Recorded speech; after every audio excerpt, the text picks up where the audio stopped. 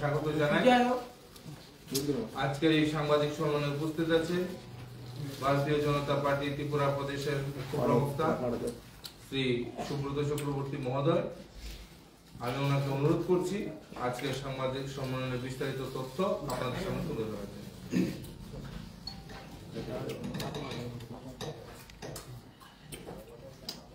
সকল মিডিয়া বন্ধুদের আন্তরিকভাবে স্বাগত এবং নমস্কার জানাই।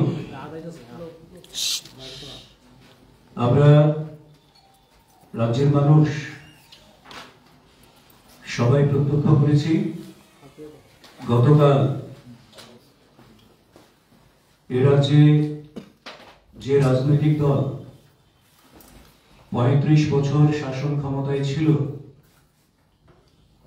এবং যাদের ৩৫ বছরে শাসন পরিচালনার মূল লক্ষ্যই ছিল বা উপাদান ছিল গণতন্ত্রকে ভুলুণ্ঠিত করে করাপশনকে পাথেয় করে মানুষের অধিকার হরণ করে মানুষকে গরিব থেকে গরিবতর করে দেয়া এবং বাধ্যতামূলকভাবে বঞ্চনার অবসানের আশার কথা বলে তাদের মিছিলের লাইন লম্বা করা এবং তাদের সঙ্গে যেতে বাধ্য করা ছলে বলে কৌশলে। এই অবস্থা থেকে রাজ্য যখন বেরিয়ে এসছে 2018 সালে এবং 2018 সাল থেকে বর্তমানে রাজ্যের জনপ্রিয় মুখ্যমন্ত্রী অধ্যাপক ডক্টর মানিক সাহা মহোদয়ের নেতৃত্বে যখন স্বচ্ছতার নিরিখে অন্তোদয় থেকে শুরু করে প্রান্তিক অংশের মানুষ পাহাড় সমতল সব জায়গায় উন্নয়নের নতুন দিশা নির্দেশিত হয়েছে, নতুনভাবে রাজ্যটা গড়ে উঠছে এবং এক ত্রিপুরা শ্রেষ্ঠ ত্রিপুরা দেশের অন্যান্য সমস্ত উন্নত রাজ্যের সঙ্গে সমান পাল্লা দিয়ে ত্রিপুরা রাজ্য যখন সব দিক থেকে তার গ্রোথ এন্ড ডেভেলপমেন্টে একটা ঐতিহাসিক স্থান অর্জনের পথে ক্রমশ মসৃণভাবে এগিয়ে চলেছে, সে জায়গায় মানুষকে বিভ্রান্ত করার জন্য যেমন করে আমরা বলি চোখ থাকতে চোখ বন্ধ থাকে কারোর, কিংবা অন্ধ ধৃতরাষ্ট্র অন্ধকারে থাকেন, সেই ধারা বজায় রেখে গতকাল সিপিআইএম এর প্রকাশ্য সমাবেশে প্রকাশ কারাত মহোদয়, প্রাক্তন মুখ্যমন্ত্রী মানিক সরকার মহোদয় থেকে শুরু করে যারা যারা বক্তব্য রেখেছেন শুধুমাত্র মানুষকে বিভ্রান্ত করার জন্য এবং রাজ্যের এই উন্নয়ন যাদের সহ্য হচ্ছে না, রাজ্যের প্রগতি বিরোধী শক্তি যারা রয়েছেন তাদেরকে কি করে অক্সিজেন দেয়া যায়, তাদেরকে ছলে বলে কৌশলে বিভ্রান্ত করে কিভাবে রাজ্যে একটা নতুন ভাবে অরাজক পরিস্থিতি বা নৈরাজ্য তৈরি করা যায়, সেই লক্ষ্যটাকে সামনে নিয়েই তাদের বক্তব্য লিপিবদ্ধ করেছেন। প্রকাশ কারাত ওনার সামনে ত্রিপুরা রাজ্যের সিপিআইএম এর যারা নেতৃত্ব রয়েছেন ত্রিপুরাকে কতটা প্রকাশিত করেছেন সেটা সন্দেহের। যে বিমানবন্দরে তিনি অবতরণ করেছেন, এই বিমানবন্দরের ভারতবর্ষের অন্যতম উন্নত বিমানবন্দরের মধ্যে উত্তর পূর্বাঞ্চলে তো অবশ্যই একমাত্র বিমানবন্দর, যেটা ইতিমধ্যেই কাস্টমস বিমানবন্দরেরও স্বীকৃতি পেয়েছে এবং যেটা আন্তর্জাতিক বিমান উড়ানের জন্য ভারত সরকার সেই উদ্যোগ গ্রহণ করেছেন। এবং এই ধরনের অত্যাধুনিক পরিষেবাযুক্ত বিমানবন্দর দেখেও ওনার প্রথম মনে হলো না যে ত্রিপুরায় নতুন কিছু হচ্ছে। আমাদের রাজ্য ছোট্ট হতে পারে, কিন্তু এদের যে পলিসি ছিল ডিভাইড এন্ড রুল, ডিপ্রাইভ এবং করাপশনের মাধ্যমে মানুষের যাতে কোনোভাবে অর্থনৈতিক উন্নতি না হয় সেটাকে সুনিশ্চিত করে সেইটাকে নিয়ে রাজনীতি করা, তার বাইরে বেরিয়ে এসে আমাদের বর্তমান সরকার অধ্যাপক ডক্টর মানিক সাহাজির নেতৃত্বে ভারতীয় জনতা পার্টির রাজ্য সরকার সবকা সাথ সবকা বিকাশ সবকা বিশ্বাস সবকা প্রয়াস এটাকে স্লোগান না রেখে এটাকে নীতি হিসেবে গ্রহণ করে, যেমন করে যশস্বী প্রধানমন্ত্রী নরেন্দ্র মোদীজি করেছেন, সেই ধারা বজায় রেখে কাজ করছেন। 2018 আগে ত্রিপুরা রাজ্যে জাতীয় সড়ক একটা ছিল, আজকে 6টা জাতীয় সড়ক সম্পূর্ণভাবে চলছে এবং তার সঙ্গে আরো 4টা জাতীয় সড়কের কাজ শুরু হতে চলেছে। ত্রিপুরার মতন তান্ত্রিক ছোট রাজ্যে 10-10টা জাতীয় সড়ক, তারপরেও এদের চোখে উন্নয়ন চোখে পড়ে না। ত্রিপুরা রাজ্যে ডেন্টাল মেডিকেল কলেজ, সংস্কৃত কলেজ থেকে শুরু করে বিভিন্ন রকম কলেজ, ইউনিভার্সিটির ক্রমশ এখানে এডুকেশন হাবের মতন একটা জায়গা যখন তৈরি হচ্ছে, তখন তাদের সামনে উন্নয়ন চোখে পড়ে না। ত্রিপুরার মানুষের গড় আয় যেখানে 74-75 হাজার টাকা থেকে বেড়ে 2017-18 যেটা ছিল 1,78,79,000 টাকায় বর্তমানে পৌঁছেছে, তখন এদের মনে হয় কাজ নাই, খাদ্য নাই বলে চিৎকার করছেন ওনারা। কারণ ওনারা যে রাজত্বটা করেছেন ত্রিপুরায়, সেটাকে একটা নাইরাজ্য, একটা নৈরাজ্য কায়েম করেছিলেন ত্রিপুরায়, এবং সেই নৈরাজ্য এবং নাইরাজ্যের যে বাতাবরণ তারা তৈরি করেছিলেন, সেই জায়গা থেকে এরা এখনো বেরিয়ে আসতে পারছে না। চাকরি নাই বলে বেকারদেরকে উস্কে দিচ্ছেন। তথ্য নিয়ে কথা বলুন। বিরোধী দল করেন, আপনাদের জনগণের কাছে যেতে হবে, এইভাবে বিভ্রান্ত করা এবং এইভাবে মানুষের মধ্যে ভুল বার্তা পৌঁছে দেওয়ার জন্যই কিন্তু, এবং মানুষকে মানুষ বলে জ্ঞান না করা, তার জন্যই কিন্তু 2018-তে আপনাদেরকে সমূলে উৎপাটিত করে দিয়েছে জনগণ। শেষ কথা জনগণ বলবে। একদিকে যখন road connectivity, air connectivity, railway connectivity, express train আজকে গোটা দেশের প্রত্যেকটা বড় বড় জায়গার সঙ্গে ত্রিপুরা যুক্ত হয়ে গেছে, ওনারা বলছেন রাজ্যে উন্নয়ন নেই। ট্যুরিজম স্পটগুলির কি অবস্থা ছিল? প্রত্যেকটা ট্যুরিস্ট স্পটে আজকে শয়ে শয়ে হাজারে হাজারে পর্যটক, বিদেশি পর্যটক পর্যন্ত ভিড় করছেন ত্রিপুরাতে, কারণ ট্যুরিজমকে একটা বড় ইন্ডাস্ট্রি হিসেবে ত্রিপুরা সরকার এস্টাবলিশ করার জন্য এগিয়ে এসেছেন।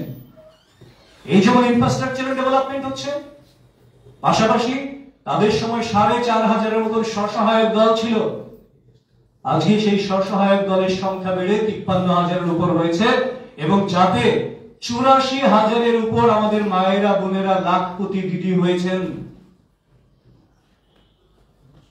তারপরেও বলছেন উন্নয়ন নেই। বন্যা পরিস্থিতির পর প্রত্যেকটা ডিপার্টমেন্ট থেকে প্রাথমিকভাবে কৃষকদের জন্য 1,000 টাকা করে, অন্যান্য শ্রমিকদের 1,000, পরে সেটা শ্রমিকদের জন্য, নির্মাণ শ্রমিকের জন্য 4,000 টাকা, কৃষকদের প্রধানমন্ত্রী ফসল বীমা যোজনার মাধ্যমে টাকা, প্রধানমন্ত্রী কিষাণ সম্মান নিধির টাকা, সব মিলে তাদেরকে যাতে বার করে আনা যায় এবং যারা ক্ষতিগ্রস্ত বেশি হয়েছেন তাদের জন্য অতিরিক্ত অর্থ বরাদ্দ, সমস্ত বিষয়গুলি যখন করেছেন, তখন বলছেন সেখানে রাজ্য সরকার উদ্যোগ গ্রহণ করেনি। তাদের ভূমিকাটা কি ছিল? কারণ আমরা যদি দেখি 2017-18 সালে ত্রিপুরা রাজ্যের যে বাজেট বরাদ্দ ছিল, সেই বাজেট বরাদ্দ বর্তমানে 2024-25 সালে বা 25-26 সালে এসে তার থেকে প্রায় দ্বিগুণে পৌঁছতে পেরেছে, প্রায় দ্বিগুণ পর্যায়ে পৌঁছেছে। কাজে এই বিষয়গুলি কিসের প্যারামিটার, কিসের ভিত্তিতে তারা কথা বলেন? আমাদের রাজ্যের জনজাতি উন্নয়নের জন্য রাজ্য সরকার আন্তরিকভাবে সর্বোচ্চ ব্যবস্থা গ্রহণ করেছেন। একদিকে যখন চুক্তি স্বাক্ষরিত হয়েছে, চুক্তির বাস্তবায়ন হচ্ছে, তার সঙ্গে সঙ্গে বিভিন্ন ডিপার্টমেন্ট থেকে আলাদা ফান্ড এডিসি কে দেওয়া হচ্ছে জনজাতি উন্নয়নের জন্য, এবং ব্লু রিয়াং শরণার্থীর তাদের স্থায়ী সেটেলমেন্ট করে দেওয়া হয়েছে গোটা রাজ্যে, যেটা ঝুলিয়ে রেখেছিল 20 বছর 21 বছর ধরে সেই সিপিএম তথা বামফ্রন্ট সরকার যখন ছিল ত্রিপুরা রাজ্যে।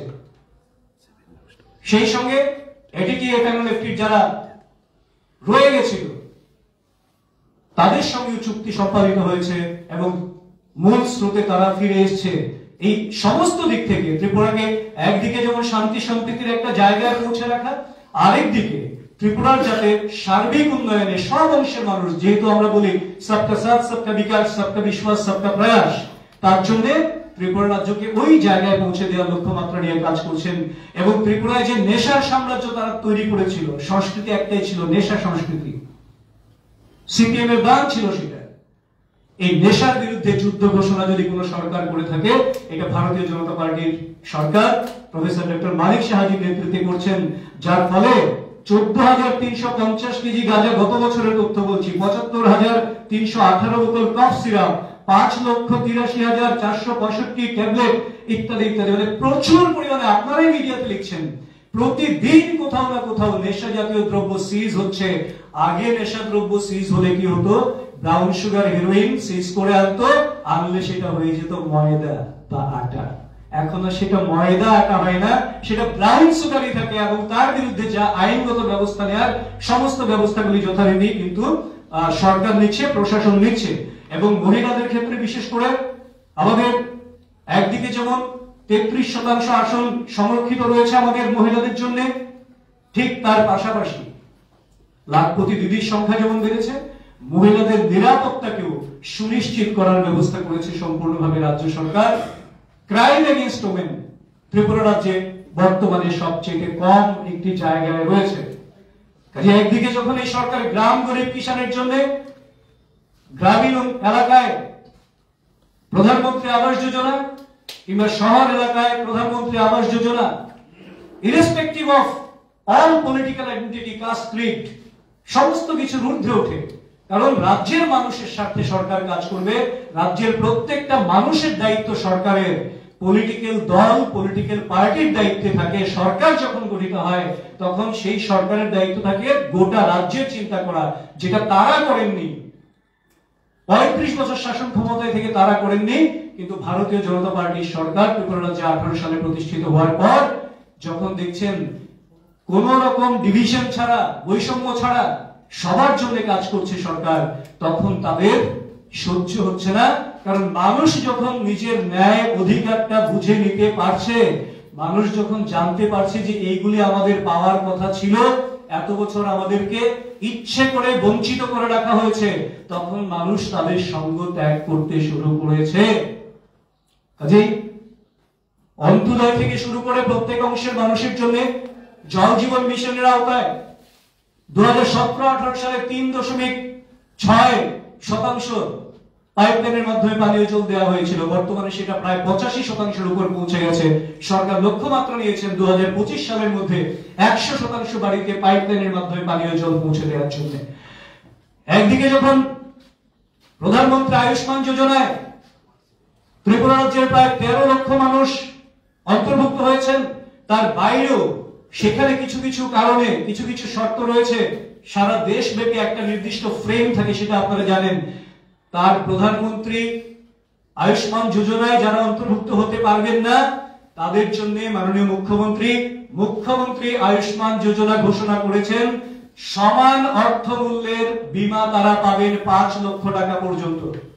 একদিকে মেডিকেল ইনফ্রাস্ট্রাকচার বিল্ড আপ করা, অঙ্গ প্রতিস্থাপন থেকে শুরু করে ওপেন হার্ট সার্জারি থেকে শুরু করে ক্রিটিক্যাল সমস্ত ব্যবস্থাগুলি করা, রেফার কেস কমে গেছে।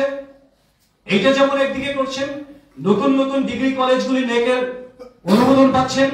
3টে ডিগ্রি কলেজ নতুন করে নেকের অনুমোদন পেয়েছে।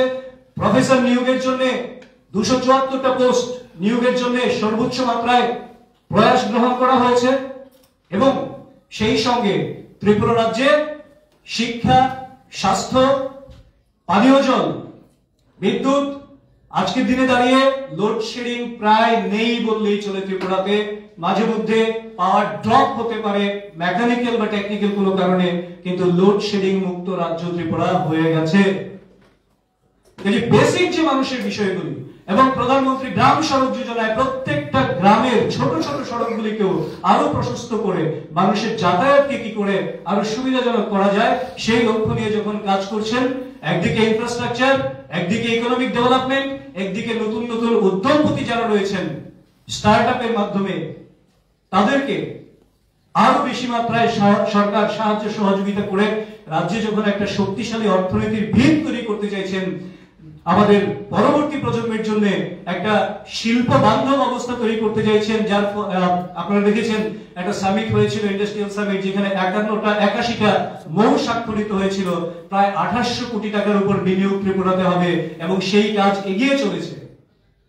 এইগুলি কিছু দেখতে পান না তারা। কাজেই মানুষকে বিভ্রান্ত করার জন্য এই যে কথাবার্তা বলছেন, এবং সঙ্গে তারা কি বলছেন, প্রাক্তন মুখ্যমন্ত্রী তিনি তথ্য দিয়ে বলছেন কত চাকুরির পোস্ট খালি আছে। আমি ওনাকে পাল্টা তথ্য দিচ্ছি, 29,000-এর উপর চাকরি এখন পর্যন্ত হয়ে গেছে, তার মধ্যে 20,000-এর মতন চাকরি হয়েছে রেগুলার বিভিন্ন ডিপার্টমেন্টে, আরো 16,000 চাকরি পাইপলাইনে রয়ে গেছে। কত বছরে? গত 7 বছর। কাজেই মানুষকে বিভ্রান্ত করার জন্য এদের যা যা করার সবকিছু ওরা করছে। সেই সঙ্গে ওনারা কি বলছেন, ত্রিপুরায় ডেমোক্রেসি নেই। ডেমোক্রেসি আপনাদের থেকে শিখতে হবে। আপনাদের কমিউনিস্ট ম্যানিফেস্টোর কথা কি? Its aim is socialism and communism through the establishment of the state of dictatorship.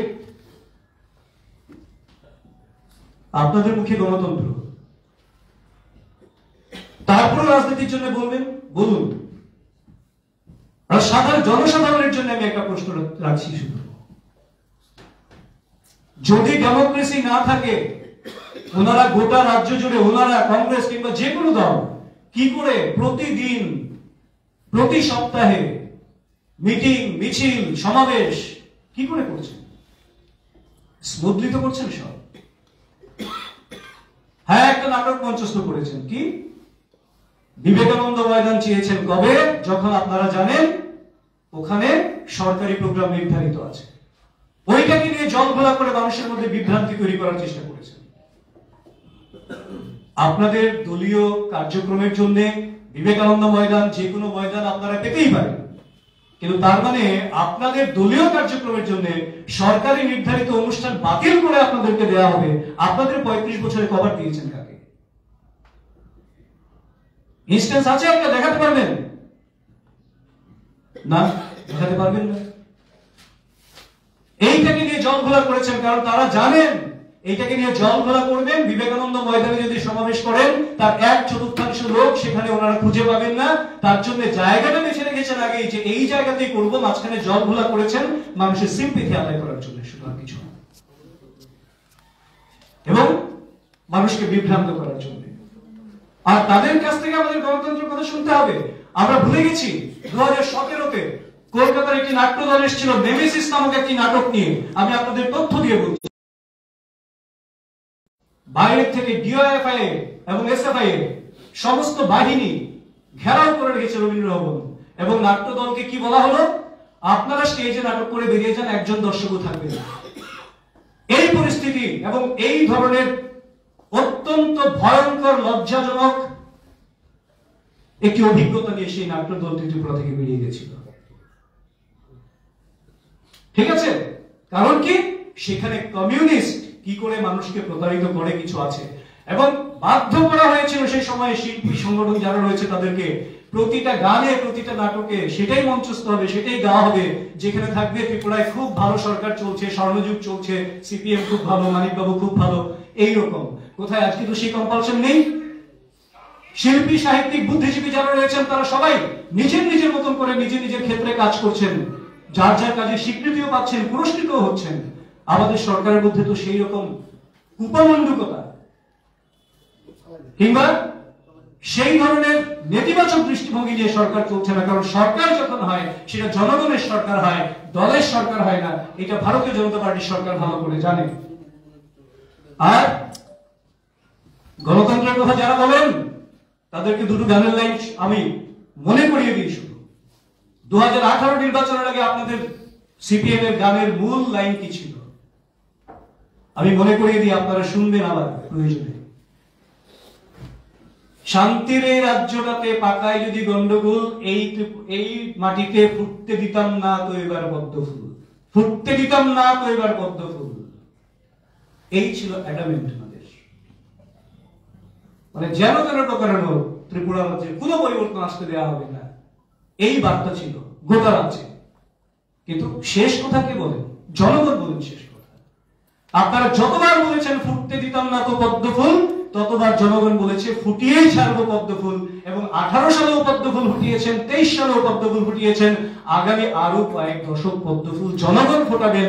কারণ রাজ্য সরকার যতদিন, আমাদের স্থির বিশ্বাস ভারতীয় জনতা পার্টির সরকারের প্রতি, এটা সবকা সাথ সবকা বিকাশ, সবকা বিশ্বাস সবকা প্রয়াস, এই লক্ষ্যমাত্রা নিয়েই কাজ করবে। এবং যতদিন এই কাজের ধারা বজায় থাকবে, জবাবদিহি সরকার হয়ে থাকবে, জনগণের সরকার হয়ে থাকবে, অর্থনৈতিক দিক থেকে পশ্চাৎপদ যারা, তাদের সুযোগ সুবিধা যতদিন পৌঁছে দেওয়া যাবে। ত্রিপুরা রাজ্যের মতন রাজ্যে 4 লক্ষের উপর মানুষ সামাজিক পেনশন পাচ্ছে। আগে পেনশন কত পেত বললে তো কয়েক ঘন্টা বলা যাবে। 300 টাকা, 500 টাকা, 700 টাকা, এক লাফে প্রথমত 1000 টাকা, পরে 2000 টাকায় পেনশন পৌঁছে গেছে, সুশল পেনশন। এবং সেই পেনশনে আরো মুখ্যমন্ত্রী পেনশন প্রকল্পে আরো 34,000-এর উপর নতুন পেনশন প্রাপক যুক্ত হয়েছে।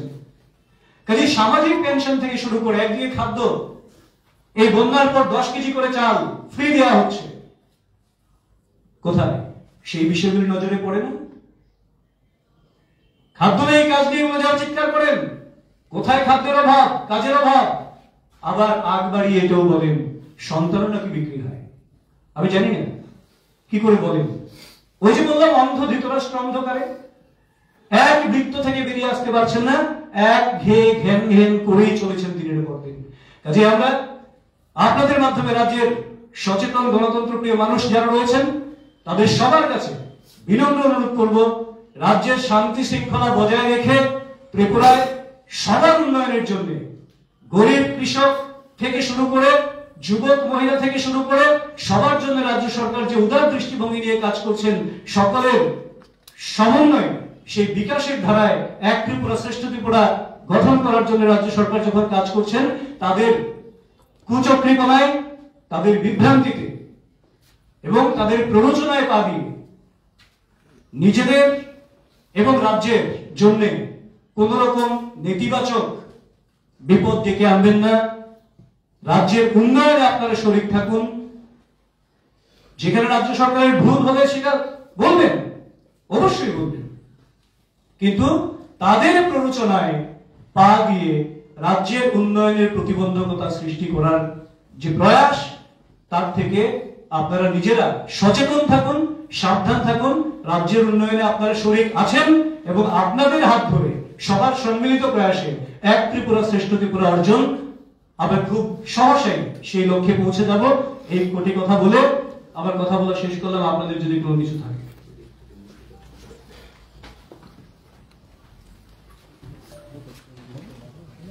সবাইকে ধন্যবাদ।